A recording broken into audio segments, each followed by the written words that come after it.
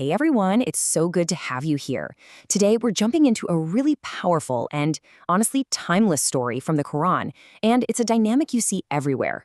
A messenger shows up with a call for some pretty big changes, and boom, they run right into a wall of resistance from the powerful elite. It's a fascinating confrontation, so let's break it down together. And that right there is the big question we're tackling today. What actually happens in that moment of impact? This is a story that plays out over and over again throughout history, and this specific narrative is like a masterclass in the kind of arguments, tactics, and ultimately the stakes that are involved. Let's see how it all unfolds.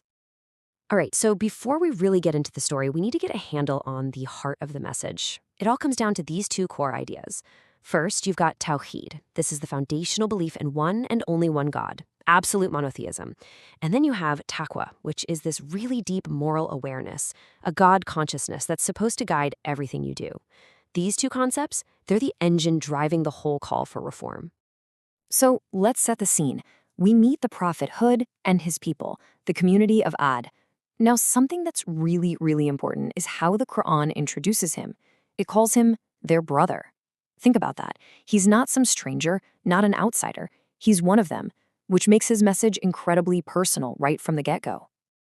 And there it is, his opening line. It's so direct, so simple, no messing around. This is a classic prophetic formula. First part, worship Allah. You have no other God except him. That's the call to Tawheed. And the second part, will you not then fear him? That's the call to Taqwa.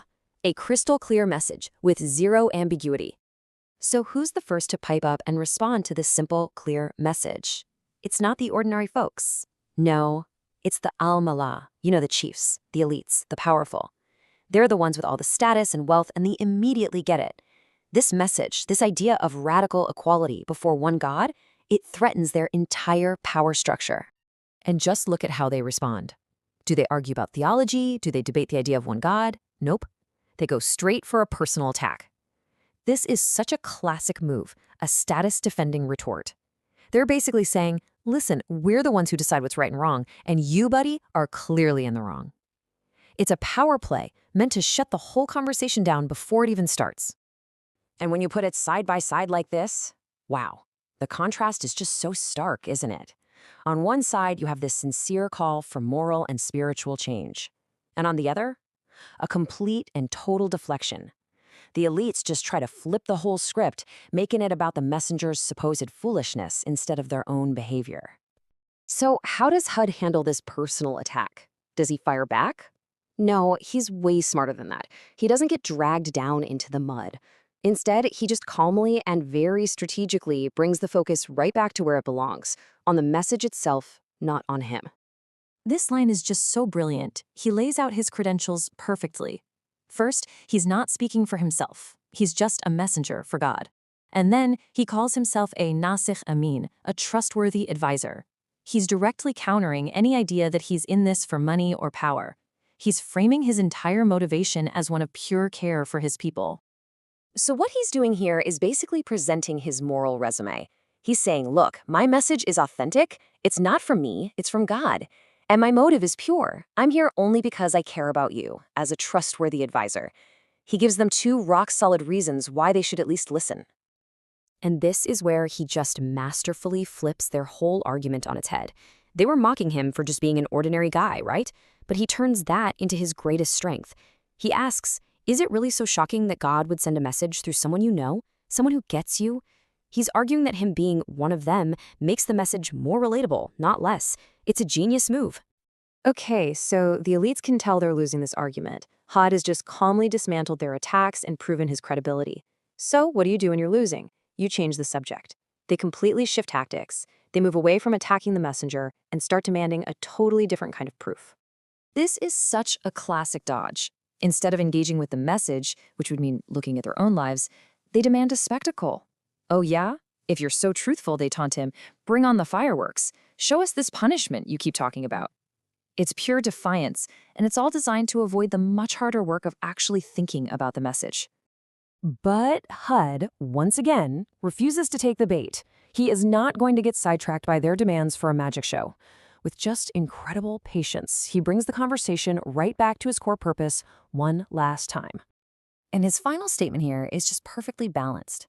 He's not just some doom and gloom prophet. He offers good tidings, there's hope, there's mercy for anyone who listens, but he's also crystal clear that yes, there are consequences for choosing to deny the truth. And what's really profound is that even this warning is an act of mercy. It's one last chance to change course before it's too late. And with that, the debate is over.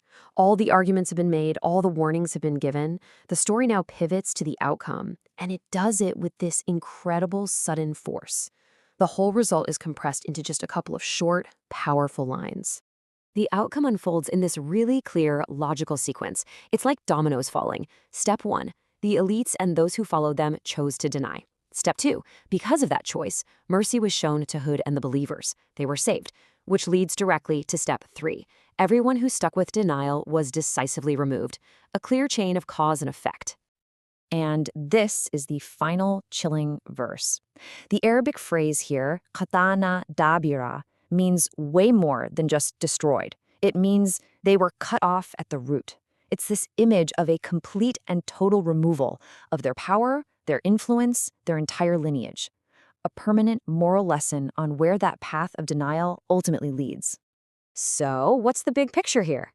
This story isn't just a one-time thing. It's a template. It's a pattern you see again and again in these narratives. A messenger comes from inside the community with a simple but world-changing message.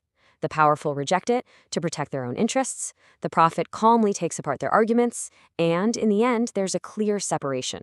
Salvation for those who listen and ruin for those who don't. So this ancient story leaves us with a very modern question, one for us to think about. When we see a powerful new idea or a call for major change get rejected today, is it always because the message itself is wrong? Or is it sometimes, maybe even often, because it threatens the comfort, the power, and the privilege of those at the top?